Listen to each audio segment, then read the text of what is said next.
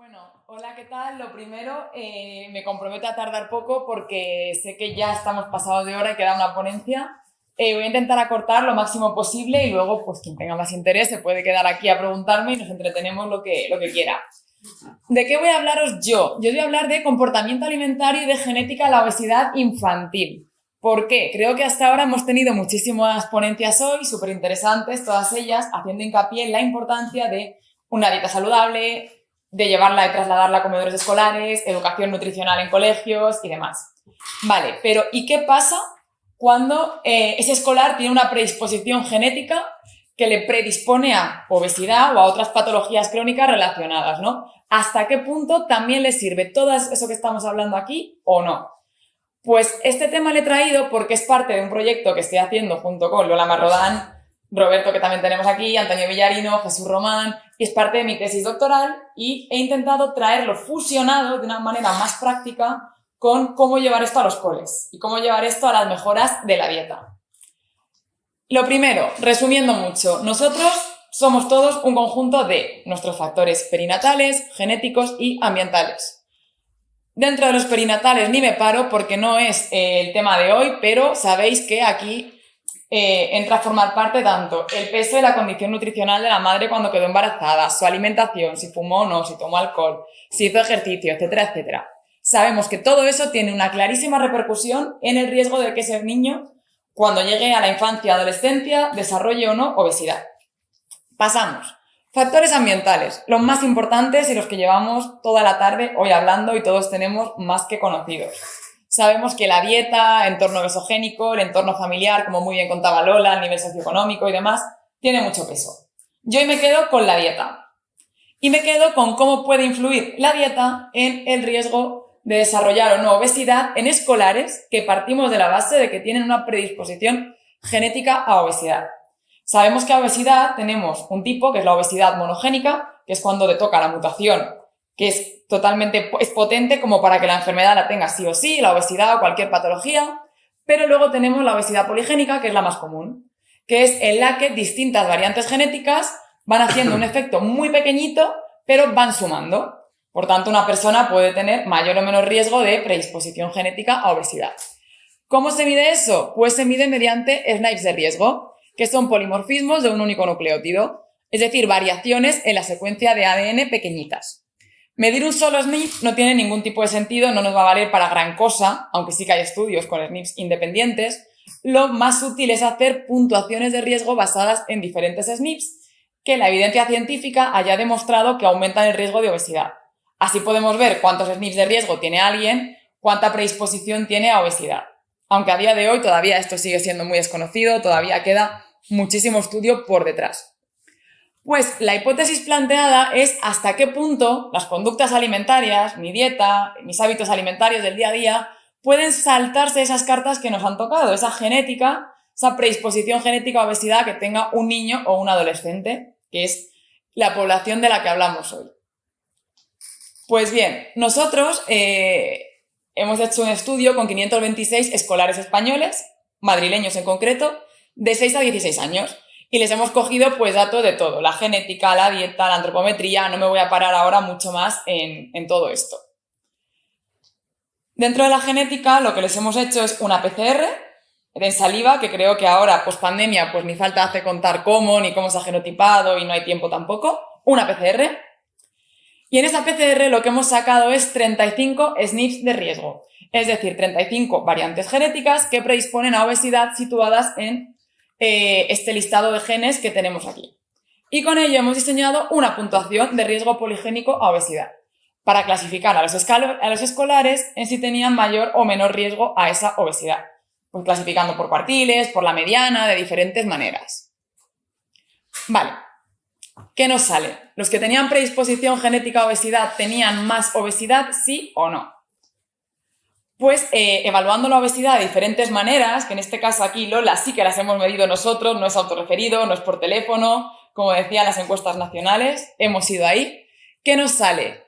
Pues nos salía que, por ejemplo, el índice de masa corporal, los que están en verde oscuro son los que tienen predisposición genética a obesidad, verde clarito, los que la tienen más bajita, ¿vale? Pues, por ejemplo, en el IMC sí que nos sale que La obesidad, o sea, el exceso ponderal es muy similar, 30-30% en ambos casos, pero en caso de los predispuestos genéticamente a obesidad, tenían mucha más obesidad y menos sobrepeso. Y los que tenían menos predisposición, más sobrepeso, menos obesidad. Si lo que valoramos es el índice de cintura-talla, para mí uno de mis favoritos, porque es la obesidad creciente en la población escolar, la que se acumula a nivel abdominal, la más peligrosa a nivel cardiovascular, la que nos habla de esa grasa visceral, que en teoría es lo que antes asociábamos a obesidad ya de adulto o de mayor, que ahora ya está apareciendo en niños, ahí sí que vemos incluso resultados mayores. Tenían un 50%, que se dice pronto, de la muestra tenía sobrepeso u obesidad abdominal cuando tenían predisposición genética a obesidad, respecto a un 37% de los que no tenían esa predisposición. Y con el grado de adiposidad, es decir, el exceso de grasa corporal, pues también nos haría parecido, más alto en aquellos que tenían predisposición genética a obesidad. Vale. ¿Por qué? Pues por multitud de factores, rutas bioquímicas, fisiológicas, etcétera, muchas de ellas todavía desconocidas, todavía en estudio. Nosotros nos hemos centrado en analizar algunas, que son las que tienen que ver con comportamientos alimentarios a los que estamos más o menos predispuestos en función de esos genes que os estoy comentando. Y, por ejemplo, ¿qué salía en los niños? Pues nos salía por ahí que había algunos SNPs de riesgo que aumentaban el disfrute o la respuesta a los alimentos. Es decir, que genéticamente tenemos una pequeña predisposición a que nos guste, disfrutemos más por comer, por cualquier tipo de alimento, sobre todo por los más sabrosos, lógicamente, ¿no? Más riesgo a caer en los azúcares, grasas refinadas, bla, bla, bla. Y también había genética que nos puede predisponer a ser más comedores emocionales, a comer más en exceso por situaciones emocionales. Y esto ya está saliendo en niños, que en adultos quizá lo asociamos más, pero en niños también. Y también pues hay factores genéticos que influyen en que el niño le cueste más saciarse, tenga que comer más para sentirse saciado, en que coma más deprisa o más lento. Es decir, factores que predisponen a obesidad a partir de conductas alimentarias. Obviamente sabemos que aquí la genética es un factor chiquitito comparado con los múltiples factores ambientales que pueden influir, pero sabemos que tiene su peso y que cada vez se está estudiando más. Vale, entonces ya está. Acabamos de ver cómo la predisposición genética a la obesidad infantil está ahí, son un poquito más obesos o tienen un exceso de ponderal mayor, ya están condenados, ya no se puede hacer nada. Pues aquí llega la que sería la parte favorita para mí de la charla, en la que vemos el cómo podemos hacer mucho desde comedores escolares, desde colegio, desde la educación nutricional, empezando cuanto antes mejor, en las edades más tempranas. Y aquí lo que hicimos nosotros en nuestro estudio es que hemos separado a los escolares que ya hemos definido que según nuestra puntuación de riesgo genético están predispuestos a obesidad, que tienen más riesgo de desarrollar obesidad. Y nos hemos quedado con 118. Entonces vamos a ver qué pasa en ellos cuando se aplican recomendaciones tan básicas como las que llevamos hablando toda la tarde, de comer fruta, verdura, pescado, ¿no? Y demás. ¿Qué pasa en ellos? Pues lo primero que se ha visto en la evidencia es que la dieta mediterránea bien hecha, no la que a día de hoy se está llevando, no en los comedores escolares, no la que se está haciendo en los niños, porque ni mucho menos eso es dieta mediterránea, sabemos que la dieta mediterránea de verdad sí que es un modulador de la predisposición genética a la obesidad. Parece que la dieta mediterránea es un atenuante de la predisposición genética a la obesidad. O sea, que si el niño come bien, come saludable, siguiendo la dieta mediterránea o con otras opciones que también puede haber, puede no expresar esa genética que le ha tocado que le aumenta el riesgo de obesidad. Con un poquito más de detalle. Hay el proyecto Elena, de aquí en España, de estilo de vida y nutrición en escolares, nos decía que individuos más predispuestos genéticamente a obesidad se beneficiaban de una mayor adherencia al patrón de dieta mediterránea, reflejado en menos peso, menos grasa y menos parámetros de síndrome metabólico. Otro estudio de 2015 nos decía que los escolares que están genéticamente predispuestos a obesidad todavía tienen más riesgo de obesidad que uno no genéticamente predispuesto cuando comía un exceso de carne y sobre todo de carnes procesadas, fiambres, embutidos, etcétera, etcétera. O sea, que les podían hacer un daño adicional. Y que además es a gran escala, en 14.000 y pico escolares, me gusta mucho porque encima nos dice que llevar una buena calidad de dieta se ven efectos o beneficios más claros en aquellos que están genéticamente predispuestos a obesidad. O sea, que podemos hacer mucho con ellos y los efectos son aún más claros, más grandes que los que no estaban genéticamente predispuestos. Y esta tabla, que es de nuestros datos de nuestro propio proyecto, nos dicen algo pues muy parecido, que nuestros escolares de Madrid, a mayor adherencia a la dieta mediterránea, tenían menor prevalencia de exceso ponderal y de adiposidad, aun cuando las cartas que les había tocado era tener un exceso, o sea, una predisposición genética a la obesidad alta.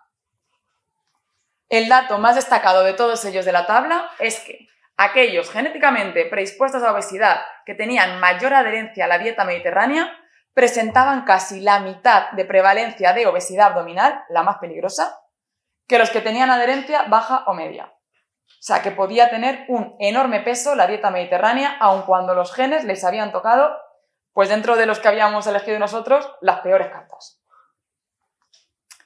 Pero si nos alejamos de dieta mediterránea y hablamos por grupos de alimentos, porque no todo es dieta mediterránea, hay 1000 combinaciones de dieta igual de saludables, pues de los que más hablamos siempre y de los que más hacemos hincapié en cualquier guía, cualquier sociedad científica, son las verduras, las hortalizas y las frutas. Y todo el mundo sabe que previene la obesidad y estamos hartos de oírlo.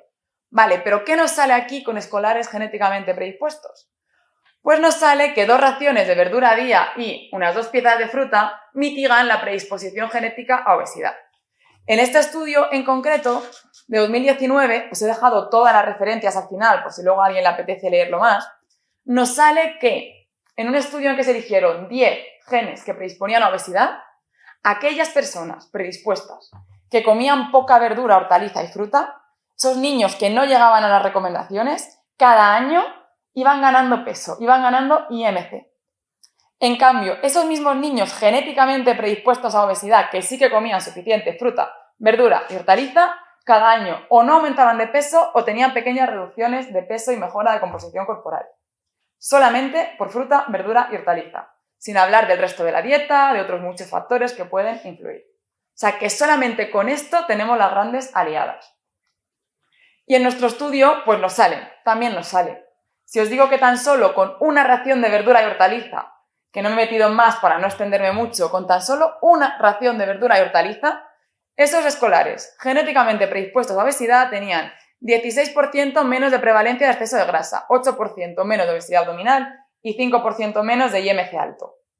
Lo cual se traducía en una regresión que hicimos en un riesgo de 1,77 veces menos de exceso de adiposidad, solo por comer una vez verdura, hortaliza al día.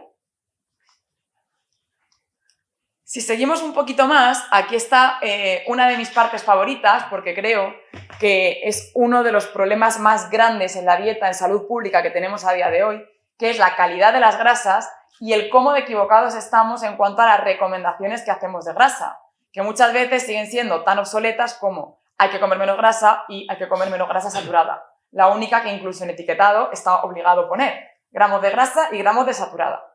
¿Pero eso es lo que realmente más importa? Pues cada vez tenemos más claro que no.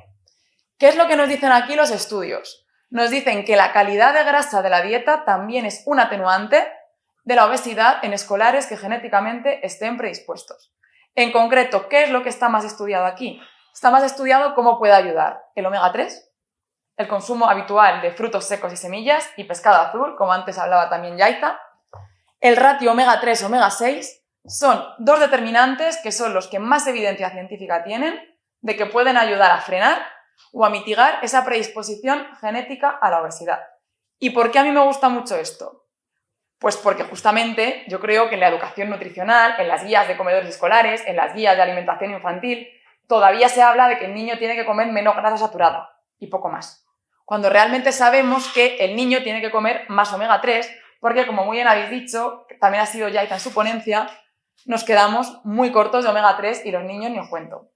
¿Cuántos niños toman fuentes vegetales como las semillas de chía, lino o frutos secos? Todo el mundo tiene frutos secos en casa, pero ¿cuántos se toman el puñadito de verdad de vez en cuando y lo tienen como rutina? Porque almendras olvidadas en la despensa tenemos todos. ¿Y el pescado azul? ¿Cuánto pescado azul de verdad se come o se incluye en los colegios semanalmente más allá de la lata de atún en las ensaladas? Nos quedamos muy cortos y a los niños no se les da suficiente pescado azul, no se les da suficiente frutos secos, que es una grasa que se ha demostrado que debería aumentarse en su dieta para, además de mitigar el riesgo de obesidad, otros 1000 y un factores, beneficios que tiene. Pero bueno, aquí hablamos de obesidad. Problema, que no solo nos quedamos cortos de omega 3, sino que nos quedamos demasiado altos de omega 6. Y ya hemos visto que habría que tener un ratio, un equilibrio omega 3, omega 6. ¿Dónde está el omega 6, además de también en frutos secos y semillas, que hasta ahí estupendo? Pues en todas las grasas vegetales refinadas que a día de hoy rellenan todos los productos destinados a niños, todos los precocinados, todos los procesados que se les da en casa, que se les dan a los comedores escolares, que incluyen este tipo de productos, desde el desayuno hasta la cena. Cualquier grasa, no solamente hablamos de palma, hablamos de la de girasol. O sea, que ese boom que hay ahora de que todo producto infantil tenga un cartel así de grande diciéndonos que le han quitado el aceite de palma a cambio del de girasol, algo mejoramos. Pero seguimos dándole una sobredosis de omega 6 cada día al niño, que no estamos mejorando esta proporción que estamos diciendo. Porque el aceite de girasol tiene hasta más omega 6 que el aceite de palma, por ejemplo. Entonces, no estamos solucionando el problema real de base que tenemos. ¿Y por qué hago tanto hincapié y dedico tanto rato a omega 3, omega 6, predisposición genética a obesidad? ¿Sabéis cuál es la proporción recomendada? Que se recomienda en niños, en adultos y también en las guías de comedores escolares. Se recomienda que la proporción fuera de 1:1 o 4:1, 4 omega 6 a cada uno de omega 3. Esa es la proporción recomendada para prevención de obesidad y para otros 1000 beneficios. Vale, ¿sabéis cuál es la que tenemos en España? Sobre todo, además, la empeora a los niños. De 16:1 en adelante. De 16:1 en adelante. Y en Estados Unidos, que se no lo he puesto porque estamos hablando de España, Comunidad de Madrid en concreto, salía 30:1. ¿Por qué? Pues porque, claro, desde que se levanta por la mañana el niño en su casa o en el colegio, le dan el desayuno con las galletas, sobredosis de aceites refinados con omega 6. Llega a la media mañana, un platanito con la concha, con el sobao, la magdalena, otra vez omega 6. Llega la comida o la cena, hoy tenemos prisa, un precocinado, un procesado, sobredosis de omega 6. Se cocina todavía muchísimo con aceite de girasol en los colegios. En muchos, otra sobredosis de omega 6. Pues este ratio, ¿qué significa? Cuanto peor esté el ratio, más proinflamatorio es. Más inflamación, y la inflamación es la base de la obesidad y de cualquier patología crónica que se os ocurra y se os pase por la cabeza. De cualquiera. Y en los niños les estamos dando esto un día tras otro, tras otro y tras otro. Con lo cual, podríamos hacer mucho para cualquiera, pero aún más se ha demostrado, fijaros, para predisposición genética a obesidad. A ver qué ha dejado de pasar. Sí, no importa. Y me he puesto a buscar, porque digo, dieta mediterránea, omega 3, omega 6, vale, pero el aceite de oliva virgen o virgen extra, ¿qué? Bueno, pues no he encontrado un solo estudio que hable de predisposición genética a obesidad con aceite de oliva virgen, pero os traigo nuestros datos que además quedan genial, porque nos están diciendo que aquellos que usaban diariamente aceite de oliva virgen o virgen extra, nos sale que tenían 30% menos de exceso de grasa, 15% menos de obesidad abdominal y 5% menos de exceso ponderal por IMC, por el consumo diario de aceite de oliva virgen extra. O sea que bueno, espero que se estudie más adelante, pero al menos algún dato inicial os traigo. Consumo de pescado. Ya hemos mencionado antes que también se consideraba un protector frente a la predisposición genética a la obesidad. Pues en nuestro estudio nos sale parecido. 23% menos de exceso de grasa, 11% menos de obesidad abdominal, 22% menos de sobrepeso o obesidad por IMC en escolares genéticamente predispuestos a obesidad. Y otra cosa que no se suele cumplir, o mucho menos se deja de lado el azul, que como muy bien comentabais antes, es muy difícil incluir en los colegios, el pescado azul, el precio, etc. Pero bueno, que veáis qué datos nos salen, ¿no? Y si seguimos un poquito más, y voy rapidito, si seguimos analizando qué pasa con la alimentación en relación a la prevención genética a obesidad en niños, este estudio en 30.000 escolares nos decía que un niño genéticamente predispuesto a obesidad que encima tomaba mucha carne roja, procesada, refrescos, grasas refinadas, las que acabamos de hablar, tenía mucho más riesgo de que ese genotipo se le exprese, de desarrollar esa obesidad. En cambio, si tomaban suficiente verdura, fruta o legumbre, que aún no hemos hecho mención a ella, mejoraban. Otra de las grandes olvidadas en los comedores escolares y en la alimentación convencional de los niños. Y dentro de aquí me gustaría destacar una cosa, que es el tema del azúcar y de los refrescos.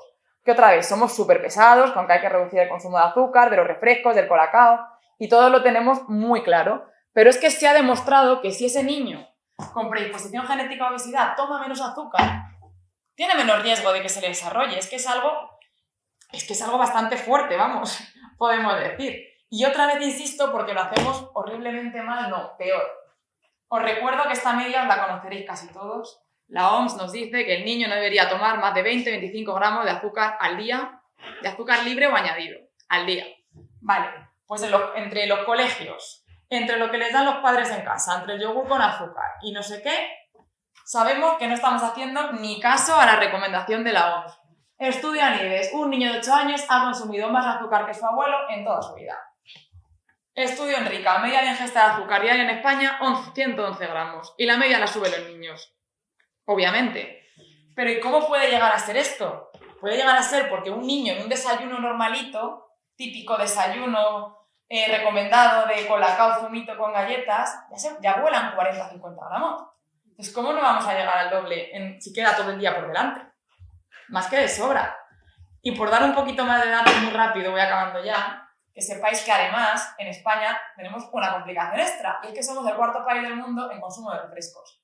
Y la media, aquí tenéis la cita por si alguien quiere leer el informe completo, está en 945 latas persona año, 359 euros persona año en refrescos.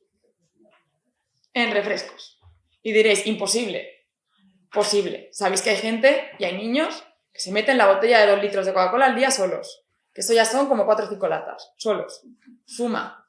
Alguien sube esta media. Todo el mundo creemos que no somos nosotros ni nuestro entorno, pero la media sube por algún sitio.